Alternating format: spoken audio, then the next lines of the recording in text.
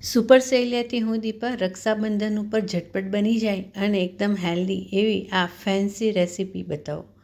સ્વીટમાં ભાઈ માટે રક્ષાબંધન પર આપણે બધા કંઈ ને કંઈ લઈ જતા હોય છે. આજે બ્રાઉની બનાવીએ છીએ એ પણ રાગીની, બહુ જ હેલ્ધી છે. બધા ઇન્ગ્રેડિયન્ટ્સ જોઈને તમને સમજાઈ જશે કે આ કેટલી હેલ્ધી રેસીપી છે.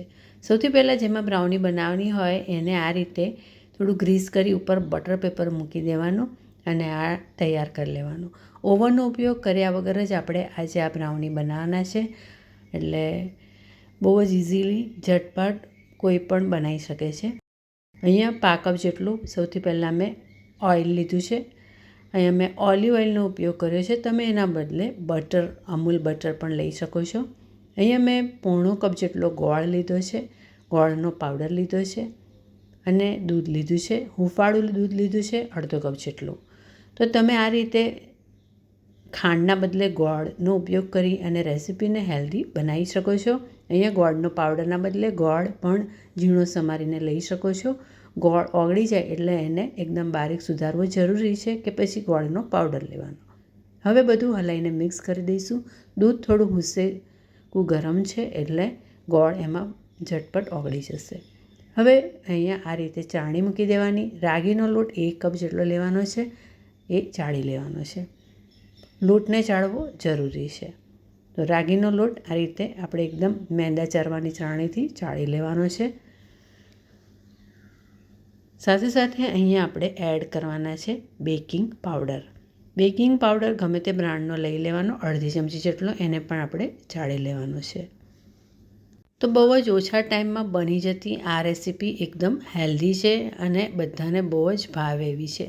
રાગીનો જે ટેસ્ટ હોય છે એ પણ તમને જે ઓડ લાગતો હોય, ના ભાવે એવું લાગતું હોય, એ પણ આ રીતે બનાવશો તો નહીં લાગે. નોર્મલ બ્રાઉની જેવું જ આપણને ટેસ્ટ આવશે, બધાને બહુ જ ભાવશે.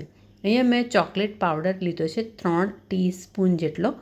તમે ચોકલેટ પાવડર રેડીમેડ જે બી બ્રાન્ડનો તમારી પાસે હોય એનો ઉપયોગ કરી શકો છો. 3 ચમચી એને પણ મેં ચાળી લીધો છે. બધું હલાવીને મિક્સ કરી લેવાનું છે. તો આ એક થીક બેટર તૈયાર થયું છે. આને થોડું નરમ કરવું પડશે એટલે અહીંયા પા કપ જેટલું દૂધ એડ કરી લઈશું. ટોટલ આ રેસીપીમાં પોણો કપ હુંફાળા દૂધનો ઉપયોગ કર્યો છે. હવે અહીંયા અમૂલનું ચોકલેટ સિરપ મારી પાસે છે, એ હું 6 ટીસ્પૂન એડ કરી રહી છું. તમે આ અમૂલના ચોકલેટ સિરપને બદલે કોકો પાવડર પણ એટલી જ ક્વોન્ટિટીમાં એડ કરી શકો છો. કોકો પાવડર એડ કરો તો એને ચાળીને એડ કરવાનો. બધું હલાવી અને મિક્સ કરી દઈશું. તો ફ્રેન્ડ્સ, રેસીપી બહુ જ ઇઝી છે. મોટાભાગના બધા ઇન્ગ્રેડિયન્ટ્સ આપણે એડ કરી લીધા છે, પણ લાસ્ટમાં હજી આપણે નટ્સ વગર તો બ્રાઉનીનો ટેસ્ટ જ ના આવે. અખરોટ કે કાજુ જે બી હોય એના આ રીતે ટુકડા કરી એ એડ કરી લેવા, પા કપ જેટલા. સાથે સાથે વેનીલા એસેન્સના 3 ડ્રોપ એડ કરવા. વેનીલા એસેન્સના બદલે તમને ઇલાયચીનો પાવડર ગમતો હોય તો એ પણ લઈ શકો છો, પણ નોર્મલી કિડ્સને ગમે એટલે આપણે ચોકલેટી નટી ફ્લેવરમાં આ બ્રાઉનીમાં વેનીલા એસેન્સનો જ ઉપયોગ કરીશું.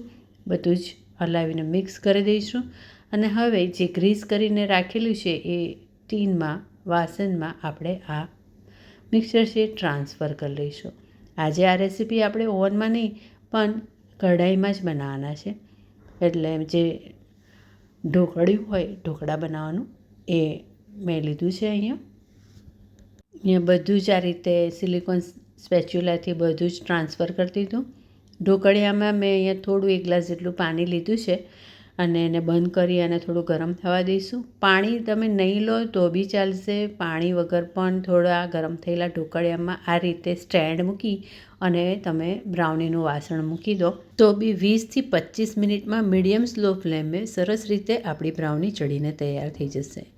25 મિનિટ પછી જોયું તો આ રીતે બહુ સરસ બ્રાઉની તૈયાર થઈ ગઈ છે. એના એક સરખા રીતે પીસીસ કરી લઈશું. ગરમા ગરમ સોસ, ચોકલેટ સોસ સાથે એને સર્વ કરી શકો છો. બહુ જ ટેસ્ટી આ બ્રાઉની, અને રાગીનો તો બિલકુલ તમને ટેસ્ટ નહીં લાગે. એકદમ ચોકલેટી આ બ્રાઉની હેલ્થ માટે બહુ જ સારી. આપણને બધાને ખબર જ છે કેલ્શિયમથી ભરપૂર હોય છે રાગી.